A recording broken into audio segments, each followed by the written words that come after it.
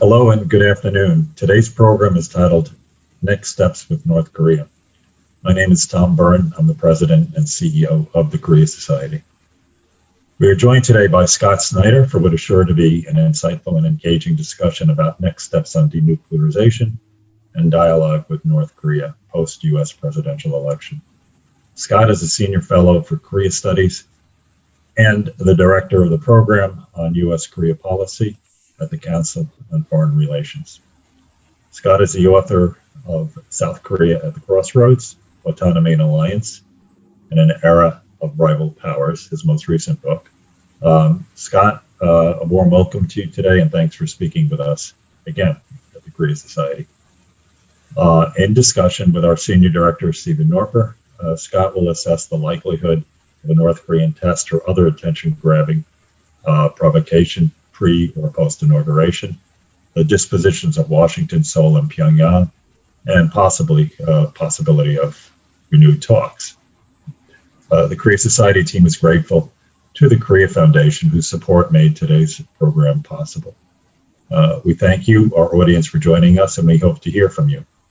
Please send your questions now and throughout the program to policy@koreasociety.org. Stephen, the screen's yours.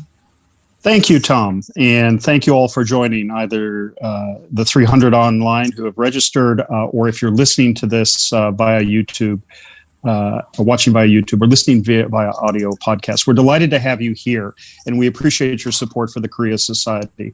A very happy holidays as we lean forward with this program, our last of our first Thursday programs, this being in December. And we are delighted to have Scott Snyder here with us today. Scott was last with us for the promotion of his book, South Korea at a Crossroads.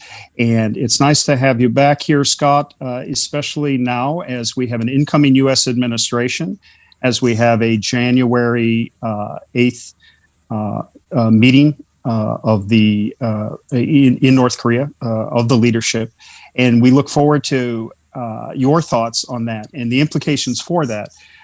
Let us turn first to sort of your general disposition. What are you thinking as North Korea is looking at the transition in the U.S., as it's looking to its own meeting in January, which may send it in new directions economically or call for new emphases? Yeah, well, thanks, Steve, especially for the product placement of my book, but also for the invitation to talk. This is a really interesting moment, of course, in transition, because we have a Biden administration that we're anticipating coming in.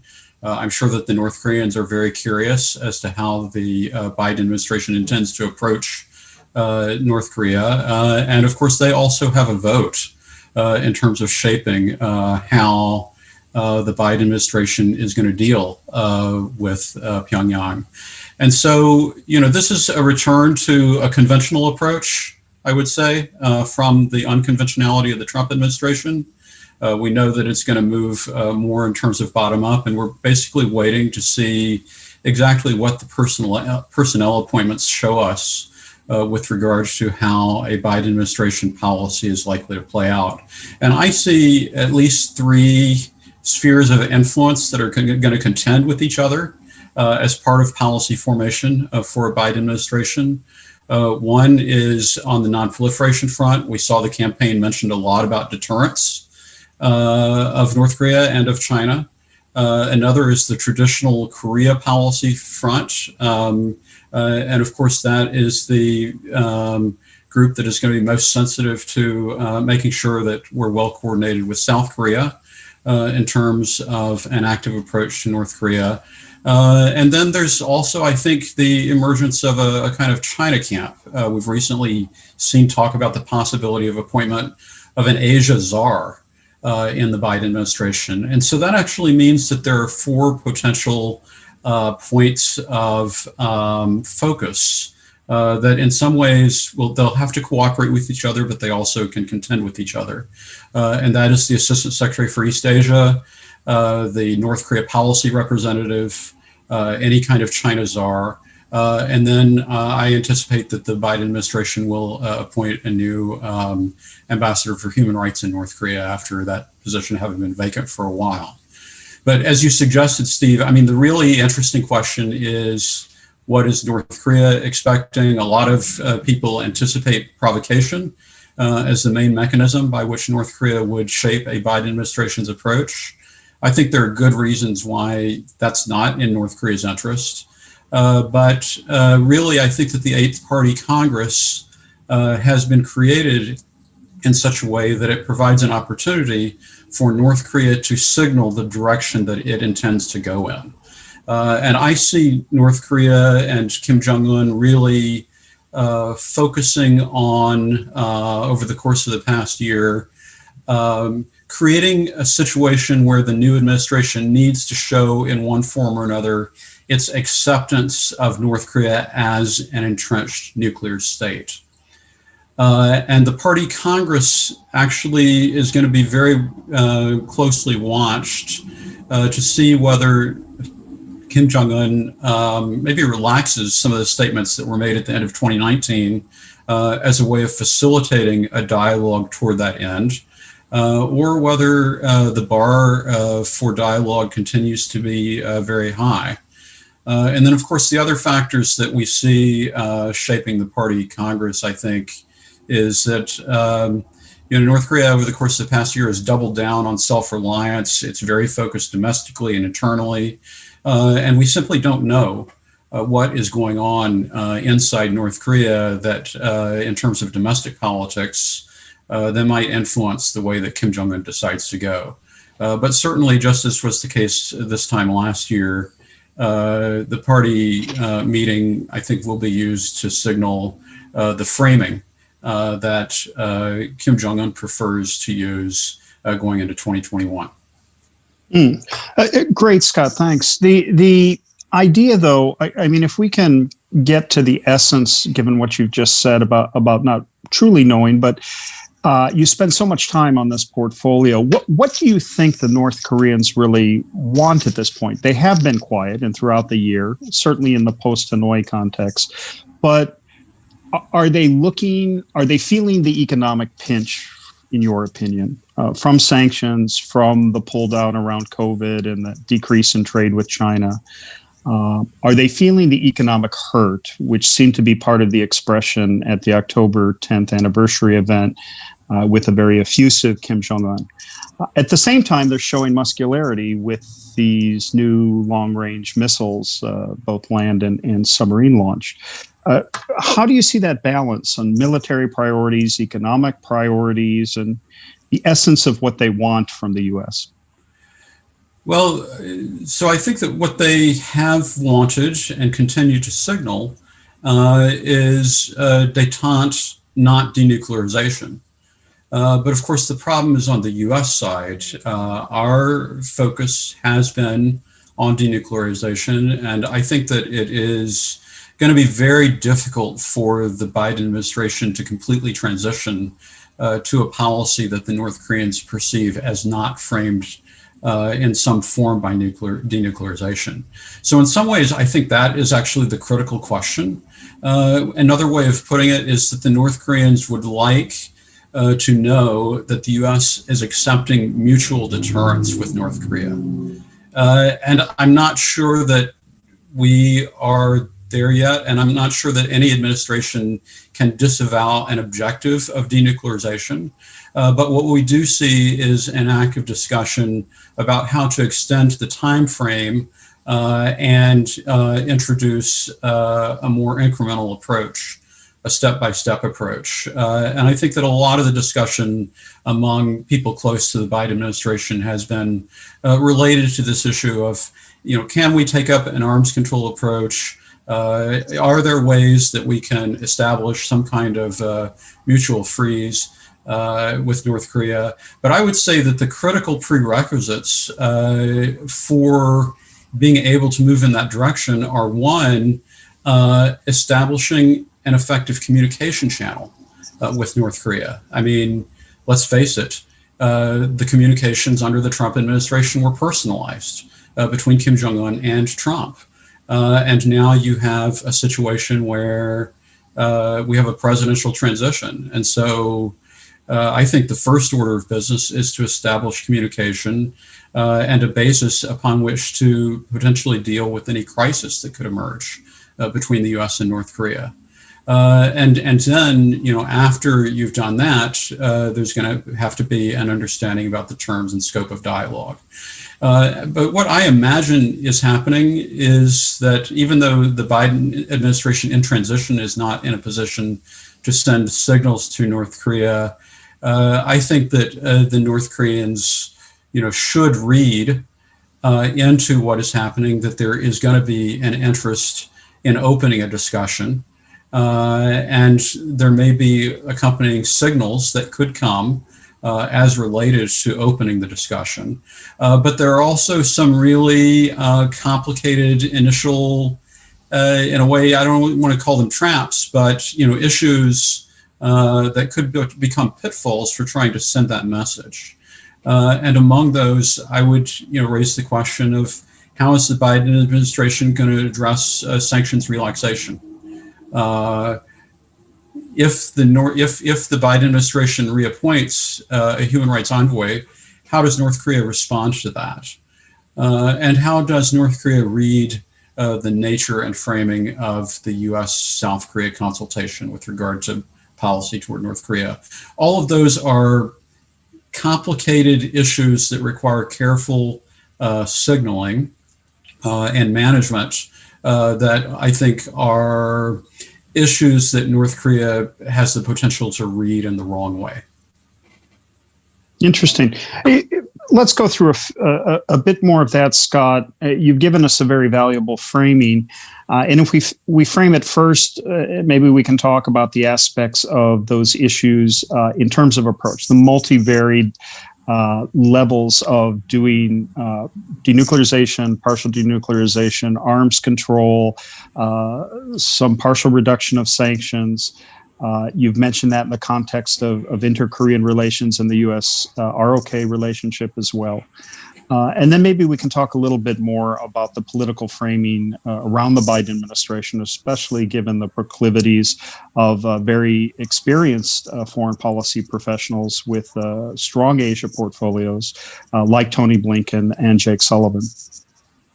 So first off, in terms of the balance, so a lot of creative, interesting aspects to that, and sort of how would you put together that incremental approach or that step-by-step, given some of the parameters and given that broader focus on Asia that you mentioned in the introduction, meaning the very powerful lens of Sino-U.S. relations and what will clearly be attentions first on the China front. But how do we construct that incrementally? How do you think that should proceed forward in an incremental process? Well, what I would, first of all, one of the complexities of rebuilding a bottom-up approach and using the institutions of bureaucracy and government is that it takes time to reconcile opposing viewpoints at lower levels before issues come to a presidential decision. And I think that we are going to see a return to an interagency approach rather than a top-down approach. And so that actually means that the Biden administration does require time.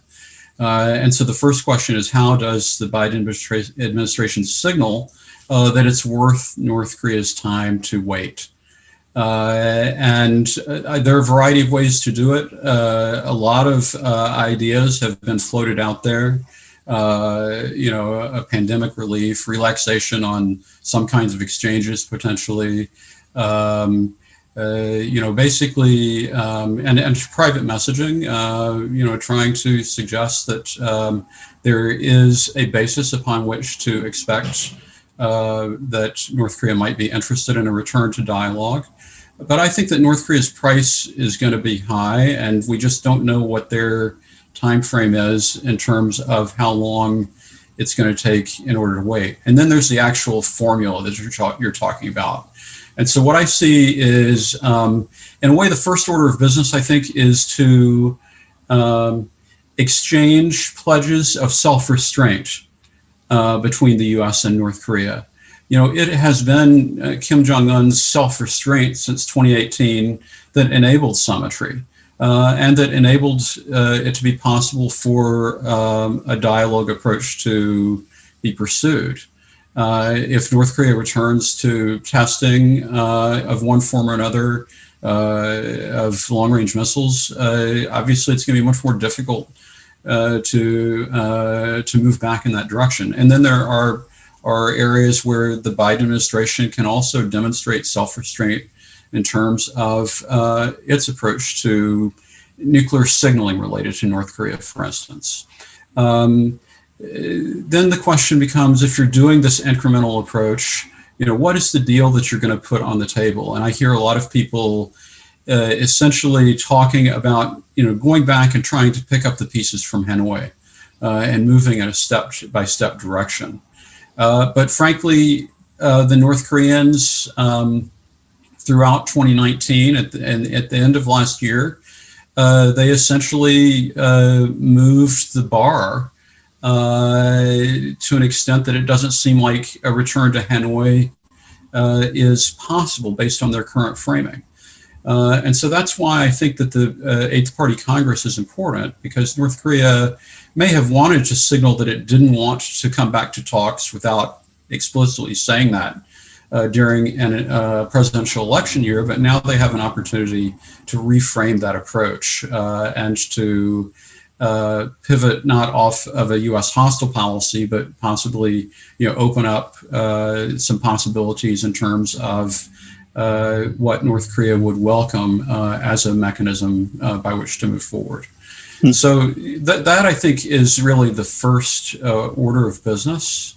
I'll just make one other comment, and that is that we in the United States have fixated on the Hanoi summit as the point of departure for looking at the U.S.-North Korea relationship.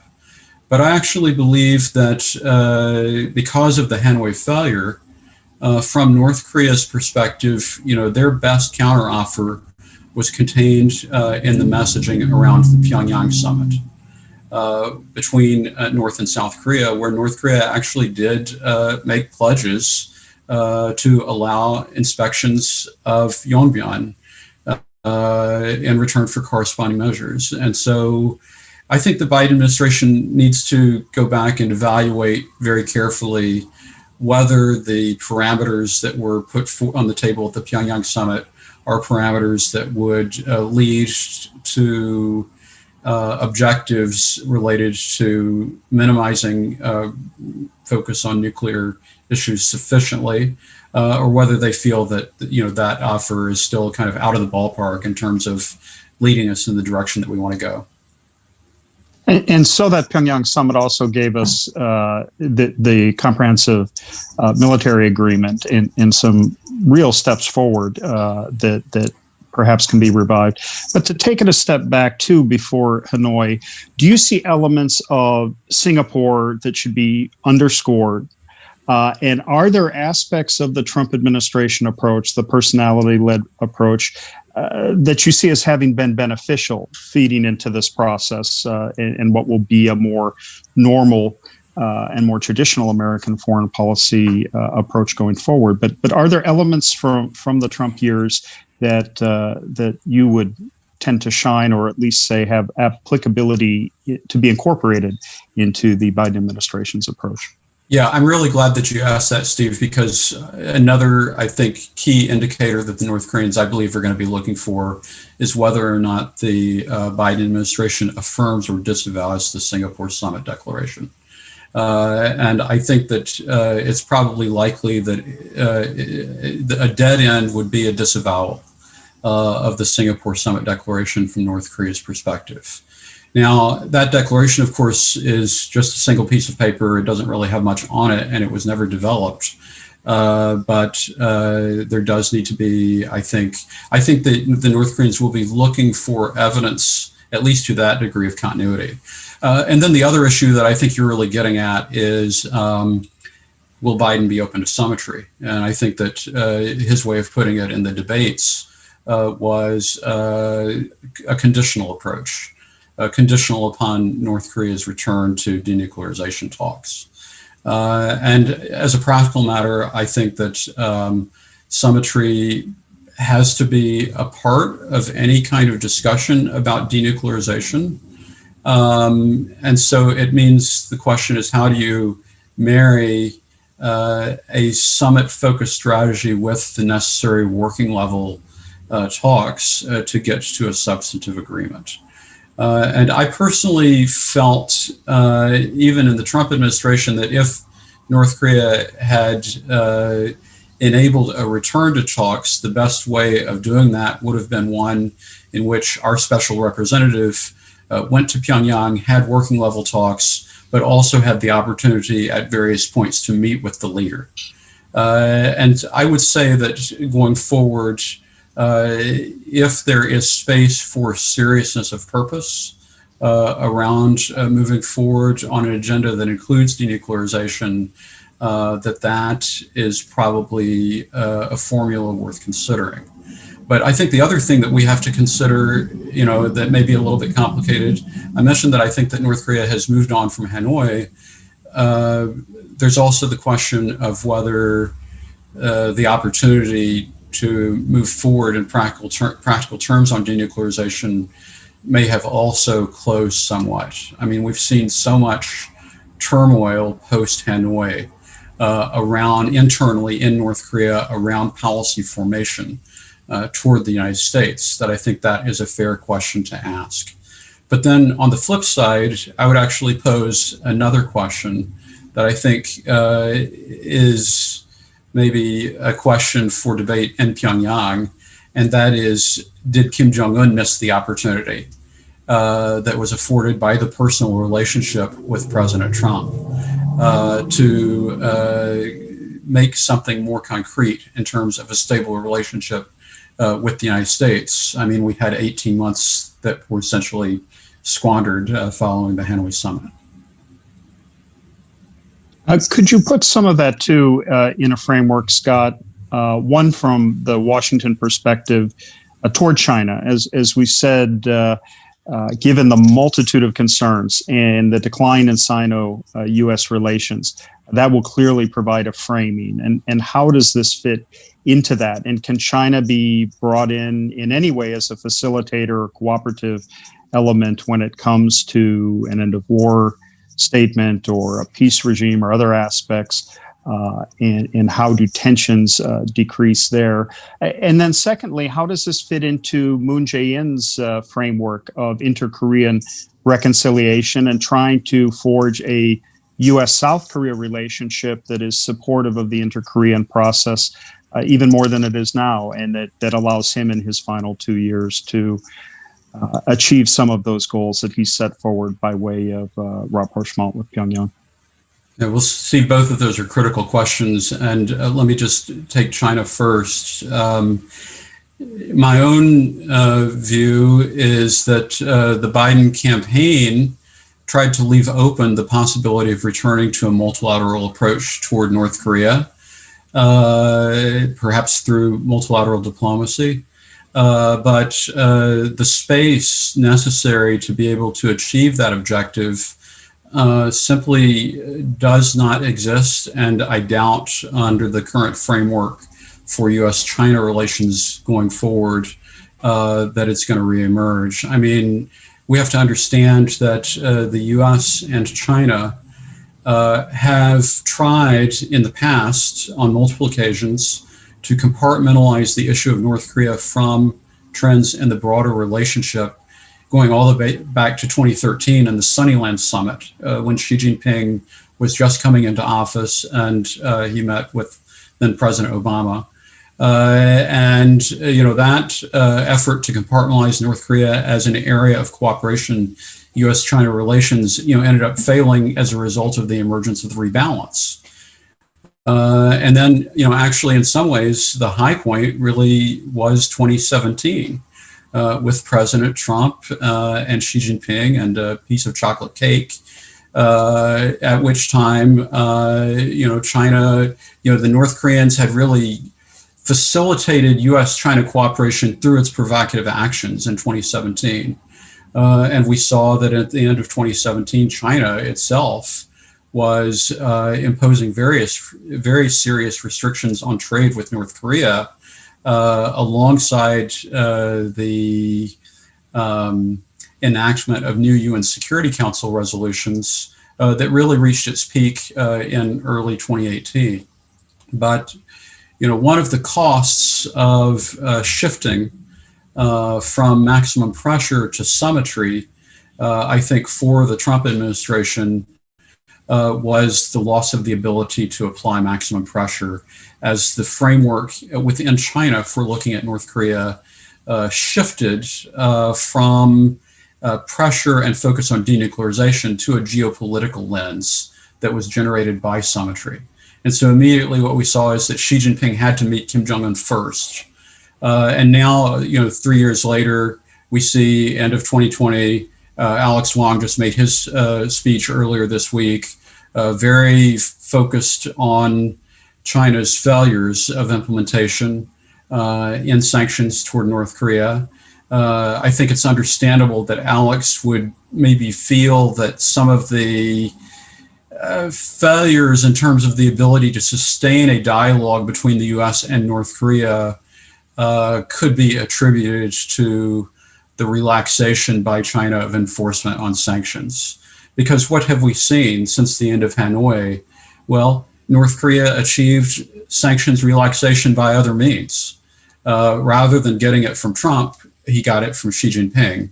And in fact, there's a pretty, even though it's not recorded in the China-North Korea trade balance, I think there's a pretty healthy flow of exports of coal from North Korea in return for oil imports from China. And so, basically the North Korean, so in a way, the big question for the Biden administration is, well, what constitutes leverage from the US perspective? How are you going to manage to restore leverage? And what can we really expect from China? So I'm pretty pessimistic on that front. I think that with regard to South Korea, it's a very, this is perhaps the area of greatest interest because, both North Korea and South Korea have their own means by which to try to persuade the Biden administration not to allow the Korean Peninsula to languish as a priority in competition with so many other objectives on the Biden administration agenda. But we all like the South Korean approach of persuasion a lot better than the possible North Korean approach of provocation. But Moon's challenge is that he's on a very short political schedule, 18 months before the next South Korean elections. There is a clear urgency on the part of South Korea in wanting to see the Biden administration re-engage in some kind of dialogue with North Korea. And I think this is where Biden himself may find himself caught between the predilections of some of his advisors and efforts by President Moon to persuade Biden to take a softer approach. And so it's going to be very interesting to see how that plays out. Certainly, the Biden administration has an interest in keeping open the channels of communication with North Korea necessary for the Moon administration to be able to declare that its policies toward North Korea have been minimally successful. But whether or not we can actually see the kind of breakthrough that I think President Moon dreams about at night, that seems to be, with every day that passes, slipping from his grasp. So there's a lot of issues in the U.S.-South Korea relationship. They're going to have to be managed as part of this process. Certainly, the dialogue between Biden and Moon is going to play a major role. And in a way, I would say that Moon's biggest challenge is that he faces what I like to call a DJ problem. Because, back in the year 2000, the Kim Dae-jung administration, also had to deal with a new administration in Washington that it wanted to win over to sustain momentum in inter-Korean relations. And of course, in the transition from Clinton to Bush, it was delayed, and then it really fell on deaf ears as President Bush had a different view. In this case, I think that Biden is in some ways more ideologically aligned with Moon, but it's the North Koreans, I think, who really hold the key and appear to be conspiring to establish conditions for a return to dialogue that are simply too big a lift for either U.S. or South Korea to effectively achieve in terms of real progress. Brilliant. Thank you, Scott Snyder. And let me now go to some of the audience questions. These have been kindly facilitated by my colleague, Jonathan Corrado, the Director of Policy at the Korea Society. And we'll start with a question from Bill Lovegrove at Bob Jones University, who asks about the prospects for science diplomacy, and he notes the Pyongyang University for Science and Technology and the exchange at PUST. You mentioned the health context in terms of coronavirus. Are there other frontiers of engagement here, science diplomacy, health diplomacy, that can help enrich the new strategies and new approaches with North Korea? Well, my own personal view is that it would be a good idea for the Biden administration to consider relaxing some forms of non-governmental exchange with North Korea compared to what has been in place in the last few years. But I think that the way in which that is likely to be done is going to carry with it a higher bar in terms of conditions and expectations. And so, for instance, I personally would like to see a more relaxed approach, especially in terms of allowing North Koreans to come to the United States in various areas for shared discussions in areas that don't have dual uses. I think that is important in terms of opening up the ability of our two societies to understand each other. And it actually would serve the objective of signaling a desire to have a more normal relationship. But it also is clear that there's a lot of challenges in the government-to-government relationship that have to be established, so have to be addressed. So this is just one, I think, way that I think would be a relatively easy way to signal openness, and also to feed in some kinds of information that can facilitate greater openness within North Korean society. Thank you, Scott. Brian Moore, formerly of the Treasury Department, asks about your thoughts on how the Biden Treasury Department might be able to move forward, or are there expectations around it relative to sanctions on North Korea and relative to China? Well, I think that the likelihood is that the emphasis on sanctions is as an instrument for trying to pressure North Korea is probably not going to change that much. And I think that it is an area where the North Koreans may take a wrong message. But we have to do our best to make sure that the UN Security Council resolutions are being enforced. And so I think that one of the really big challenges for a Biden administration is, in the context of an environment where China is clearly not enforcing UN Security Council resolutions, what are the steps that the Treasury can take to try to make sure that enforcement is sustained? And I think that there is going to be a desire on the part of senior policymakers in the Biden administration to continue to use sanctions as a form of leverage on North Korea, and to send the signal that they need to come to the dialogue table. But making sure that the North Koreans understand the purpose of sanctions and the approach will be important. I personally would like to see the entire sanctions regime revamped at this point after 3 or 4 years in which we have watched North Korean iterative efforts to pursue sanctions evasion. But it's not clear to me that the best mechanism for revamping sanctions is going to necessarily be through the UN Security Council. And so this is going to be a challenge. I think there does need to be a new approach that actually tightens the noose on North Korea in some areas that have proven to be particularly valuable as leverage, but that also loosens sanctions in other areas that may have humanitarian implications.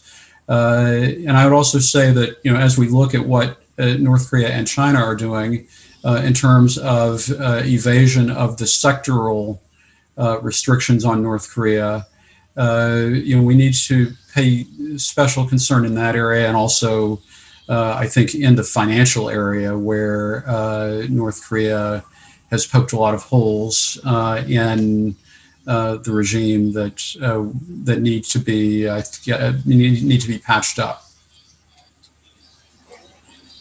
Scott, on that point, I know you have been thinking a lot about multilateral approaches of late, and we have had some talk about enhanced UN role.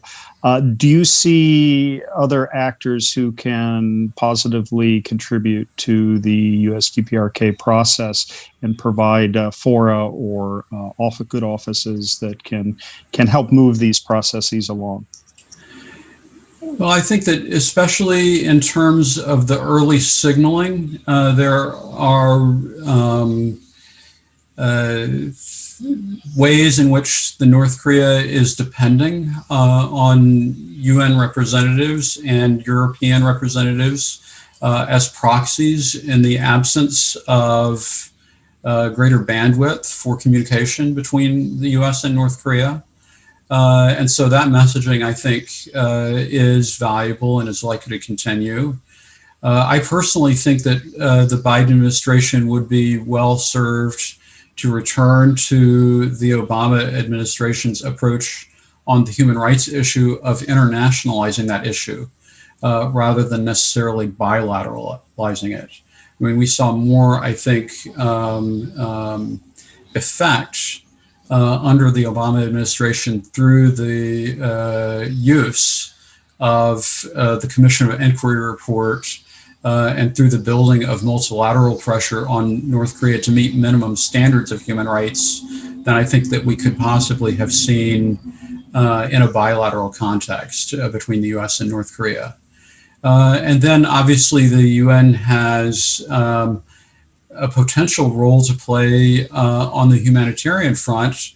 It's ironic at this stage that it seems like the North Koreans are the ones who are closing the door to that more than anyone else by restricting UN access on the ground to minimum information necessary to be able, for instance, to continue some forms of humanitarian aid.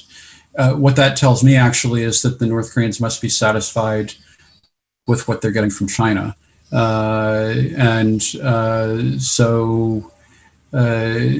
Actually China, by playing a role of primary provider to North Korea, is constraining what I think the UN should otherwise be able to do. Thank you. We'll get back to some of these issues, and I would invite everyone watching or listening to join us on December 17th as the National Committee on North Korea and the Korea Society join together to present a session at 10 a.m. on United Nations' role in the Korean peace process. Scott, let me ask you another question from one of our attendees. Sean King of Parch Strategies asks, can you ever imagine a scenario where the Biden administration team members lean back into, and these are his words, Trump world? But maybe I can add on to that and say, someone like Steve Biegun, who has enjoyed very high regard from both sides of the aisle in all parts of the spectrum. Are there lessons learned and are there individuals involved who may be helpful to build some consistency in the approaches and the processes here? Yeah, there has been discussion among a number of people about the possibility of extending Mr. Biegun's role into the Biden administration. I just don't know if that discussion is actually going on inside the Biden world of advisors or not. And I think that a complicating factor is that there probably are a lot of people close to Biden who may perceive that they'd like to put their own face, on that process rather than necessarily relying on a holdover. Biegun has the relationship with Kim Jong-un for one, but we'll have to wait and see how that plays out. The other thing that I would say on that is that my own perception is that it's not like the advisors in the Biden administration have not been watching what has happened.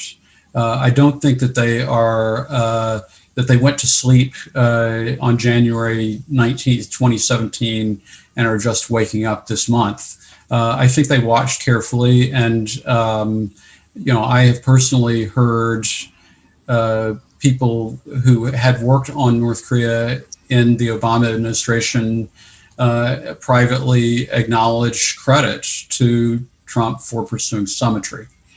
But the really interesting question, I think, for a Biden administration and for the president-elect himself is how does he feel about his ability to manage the political criticism that would come from a personalized approach? And of course, that would come from two directions, right?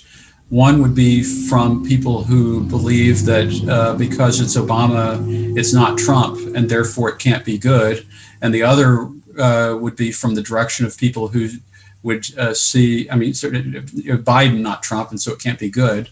And the other would be from people who are looking at it from the direction of, oh, well, Biden is following Trump. He is legitimizing dictators, as he said in the debates, and therefore are not able to conceive of that as a possibility. Thank you, Scott. A question from Soram Chom of Radio Free Asia, who's asking if you could say a bit more about the human rights policy toward North Korea. You mentioned the Commission of Inquiry report, and you also noted in your earlier comments the idea of the naming of a special representative on human rights again. And clearly there has been suggestion that the Hill may be more active on North Korean human rights. How do you see that complex? Well, I think that the Biden administration is more likely to be willing to talk about human rights toward North Korea. It's not going to be an instrumental or transactional approach. It's going to be a values-based approach in concert with the broader emphasis on cooperation among democracies and a return to multilateralism that has been, part of the top line of the Biden campaign's emphasis. A lot of how a human rights approach to North Korea unfolds, I think, is likely to be determined by the appointments themselves. And so it's really hard to speculate too far on that, other than to say that I believe that the previous model actually worked. And so looking back to, this is one area where I think looking back to the Obama administration with an eye toward replicating the approach might actually work. I wouldn't necessarily say that about the debate on strategic patience. I think that where North Korea is and what the Biden administration people are going to discover about where North Korea is very different from what they dealt with in the Obama administration, and therefore it's going to require a different type of approach. It's going to require a different focus. And if there's, one thing that I am a little bit concerned about that has emerged over the course of the past few weeks, it has been the return of discussion about looking at North Korea through the lens of whatever happens with Iran. And I think that that actually signals a backseating of North Korea on the priority list, and potentially complicates dealing with North Korea. There may be specific elements of the JCPOA, like snapback provisions, that one can imagine could be applied in the event that one could get to an agreement with North Korea. But generally speaking, I think that references to JCPOA are going to fall flat on North Korean ears, because they see themselves as in a very different place from where Iran is and has been. And we saw that, in fact, with Secretary Pompeo just saying that the reason they're giving more heed to North Korea is because they have nuclear weapons, right? So it sort of creates a situation where you've had this emphasis on bringing in Iran, but as some have argued too, it is one that the North Koreans may be looking very closely at in order to see what leverage they may have and what the general force of the processes are. Similarly, and then let me ask you, why on the human rights front, we have the concerns well stated about the Uyghur situation. And so there seems to be an amplification of late, both with the late Trump administration and one would expect with the Biden administration incoming on human rights writ large, and then certainly North Korean human rights is part of that. Any further thoughts on that? Sure. I mean, that's the area where essentially what you're saying is we're not going to be able to roll back the clock on China policy. And the emergence of issues and patterns of behavior on the part of China that influenced the approach of the Trump administration and that are likely to persist as an influence on the Biden administration. The difference, I think, is that over the course of the past few months, it seems that the Trump administration has really leaned hard into demonization, whereas I think the Biden approach is more likely to be compete where you can, cooperate where you must.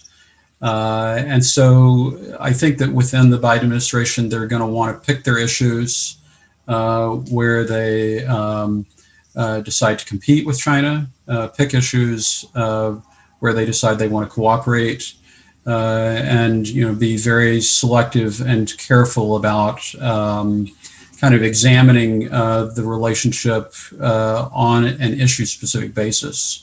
But obviously, from a Chinese perspective, the sustained criticism on Hong Kong, on Uyghurs, that is going to signal to the Chinese that they also can't roll back the clock. I think they already know that. They've already, moved forward, but basically it just frames the entire set of issues around the Korean Peninsula much more in the context of U.S.-China rivalry. And that's the reason why I have such low expectations for multilateral approaches to North Korea. Yeah. And certainly in terms of the personnel aspect with Secretary of State incoming Blinken and with the new National Security Advisor Sullivan, two people who have given a lot of thought to these sorts of approaches and professionals who have weighed this complexity of which you're speaking, and were part and parcel of the Obama Asia strategy.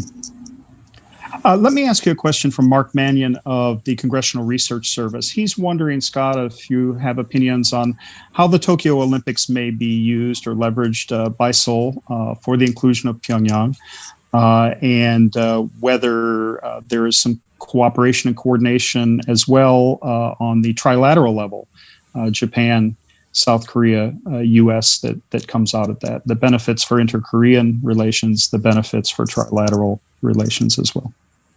Yeah, I think that the visit to Japan recently of South Korea's National Intelligence Services chief and his reference to the idea of the Tokyo Olympics as a venue for Summitry, possibly involving Kim Jong-un, Moon, Japanese Prime Minister Suga.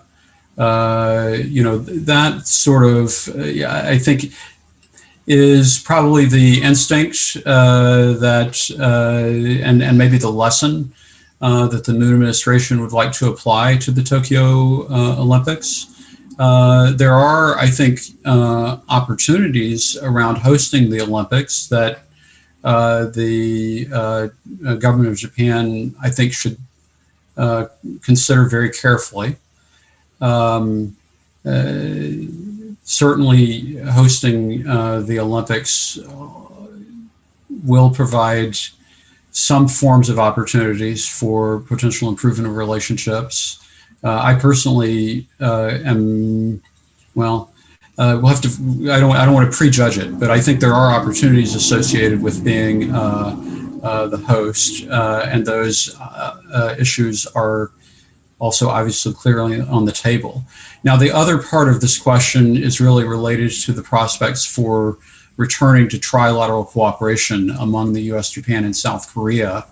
And of course, Secretary of State designate Blinken was, as Deputy Secretary of State, the leader of a regularized trilateral government-to-government dialogue among the US, Japan, and South Korea that he helped to establish.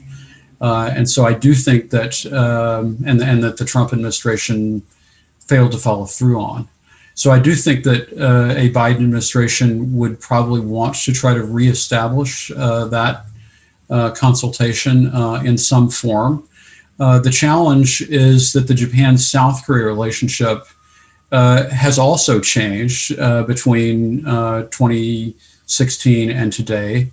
And the biggest feature of that change is that, especially in South Korea, but I think also in Japan, the relationship has become entangled to a greater degree in domestic politics on both sides. And also, of course, in South Korea, we saw a shift from a conservative to a progressive leadership. And so, those are issues that are going to make it a little bit different, and it's going to be very interesting to see how it plays out. The one thing that I can, say about that is that I feel that one of the early benefits of expectations of a return to a conventional foreign policy under a Biden administration has been the apparent positive movement to restore efforts in Tokyo and Seoul to work on the bilateral relationship. And I hope that continues and bears some fruit. Thank you, Scott. And that feeds into a question from Professor Nakashini at Keio University, who's asking about the preparedness of the new administration in the event of a launch or a test. I think by extension, the inclusion of Japanese sentiments in the U.S. calculus. So the really interesting thing about anticipation of North Korean provocation in the discussion in Washington, I can't say that this includes the Biden transition or not, but I would say that I detect two streams of thought. One is a stream of thought related to maximizing efforts to prevent a provocation by early engagement with North Korea. And the other stream of thought is maximizing the opportunity to capitalize on a provocation that would come through efforts in response to a North Korean provocation to restore stronger cooperation with China, reinforce trilateral extended deterrence with South Korea and with Japan, and really try to set the stage for a return to a dialogue with North Korea backed by pressure that would be significantly ramped up. But one of the reasons why, even though we know that provocation is in North Korea's DNA, I think we need to be a little bit cautious about how we expect it to come. Is that in many respects it's not in North Korea's interest to provoke at this time. One, North Korea's nuclear deterrent has progressed, and an early provocation would signal to the rest of the world that North Korea is acting from a position of weakness rather than the strength and self-confidence that should come from having that deterrent.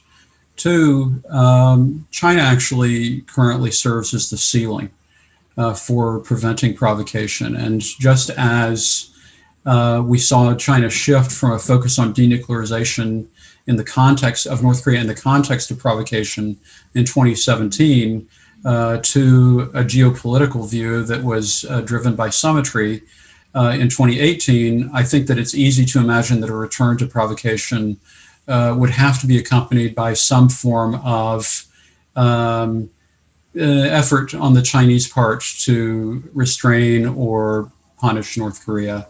And then thirdly, North Korea's own domestic situation. We know that there are problems, and provocations, I think, would only serve to exacerbate a number of those economic difficulties. To that end, let me offer you a final question. This comes from Phil Sherman of the board of the Korea Society and former Citibank representative in Korea. And he asks, can the Kim family make it without external economic support? And what are those prospects for their regime security leading into this very important party Congress in January? Yeah, that's a really interesting question. And it's very clear that over the course of the past year, the North Korean emphasis has been on self-strengthening and essentially on autarky, in dramatic contrast to the emphasis 5 years ago on special economic zones by Kim Jong-un that seemed to be premised on strengthening economic interdependence. And then, of course, we see the China-North Korea border trade. I mean, that's a set of official statistics from China that suggest a flatlining of trade. When we see that kind of flatlining, we have to check to see whether the patient is dead, but we also have to check to see whether the equipment is plugged in. And I have a feeling that a lot of that flatlining is more because the Chinese pulled the plug on reporting of statistics than on conditions in North Korea, or it could be a combination. In any event, I think that the North Koreans are trying to return to self-reliance, but having had a taste of economic interdependence, they're really pursuing self-sabotage through their self-imposed quarantine, which has actually been more effective, I think, than externally imposed sanctions. Thank you. And we will be back in January with the program on the results of the 8th Party Congress in the DPRK. Scott Snyder of the Council on Foreign Relations, thank you. We've come to the conclusion of the hour. And Scott, as always, you're brilliant and eloquent, and we are so pleased to have you as a supporter of the Korea Society. Thank you for your authorship, for all you do on the speaking circuit, and for your generous thoughts from the Council on Foreign Relations. And we look forward to continued dialogue with you in the new year. I'd like to thank everyone who's joined, to all 300 of you, and to those, again, listening online or viewing after the program, and to thank Jonathan Corrado, the Director of Policy, for his facilitation of the questions today, as well as for his kind stand-up of the program and support through social media, and to that end, Claire Callahan as well, who does so much good work in our communications effort. Please, if you're not a member of the Korea Society, please consider joining at koreasociety.org and speak to any of our development team representatives. And please do check out what my good colleagues in arts and culture and education and languages are doing. We have much on offer at koreasociety.org.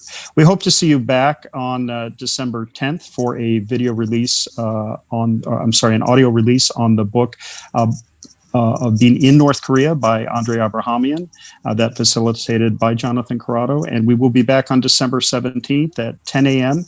with NCNK to discuss UN role and North Korea and the peace process. And then again at noon for a salute to our Korean War veterans on this, the 70th anniversary of the Hungnam evacuation as well, which will be marking that day with the re-release of Last Ship in the Harbor, a wonderful short video that was prepared by Peter Stemke and Jonathan Corrado of our team. Scott Snyder, thank you. Always a pleasure, and we're so delighted to have had you on. Thank you, everybody, for joining. Stay healthy. Thanks, Steve.